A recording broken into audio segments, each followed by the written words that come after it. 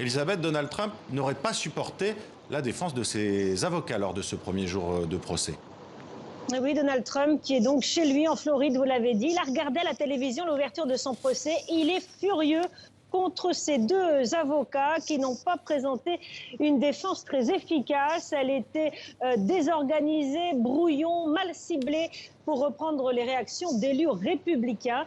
Il faut dire qu'ils n'avaient qu'une semaine pour se préparer après la démission de l'équipe de conseil initiale. Mais c'est vrai qu'ils ont semblé surpris, déstabilisés même par les procureurs démocrates qui ont présenté une plaidoirie particulièrement percutante, notamment avec une vidéo, on en parle beaucoup ici, une vidéo qui a retracé chronologiquement les événements du 6 janvier ici à Washington, du discours de Donald Trump à la fin de la prise d'assaut du Capitole. Et on y voit assez clairement l'impact des paroles du président sur ses partisans. Donc après avoir voté hier la poursuite du procès, eh bien, les sénateurs vont se concentrer sur la culpabilité de Donald Trump, même si, vous l'avez dit, il y a peu de doute qu'il soit condamné. En tout cas, les démocrates espèrent convaincre de plus en plus de républicains de rendre responsable Donald Trump de ces événements. Et justement, Elisabeth, une des questions majeures dans ce procès au Sénat, c'est de savoir si, oui ou non, l'assaut du 6 janvier contre le Capitole a été planifié.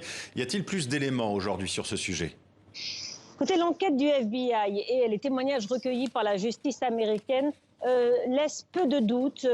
Plusieurs groupes venus à Washington le 6 janvier ne sont pas venus simplement pour manifester, mais bien pour s'en prendre directement au Congrès. Et on a retrouvé sur Internet des appels lancés, appels au combat lancés par des mouvements ultra-nationalistes et d'extrême droite dès le mois de décembre, des appels à financer l'achat d'équipements de protection de type militaire ou paramilitaire. D'ailleurs, d'anciens militaires et d'anciens combattants ont été parmi ces individus arrêtés lors de l'événement des manifestations du 6 janvier. En tout, plus de 200 personnes ont été inculpées, de plus en plus. Donc, on s'oriente vers la préparation d'un événement, d'une insurrection ici à Washington. Merci Elisabeth Guedel en direct avec nous depuis Washington.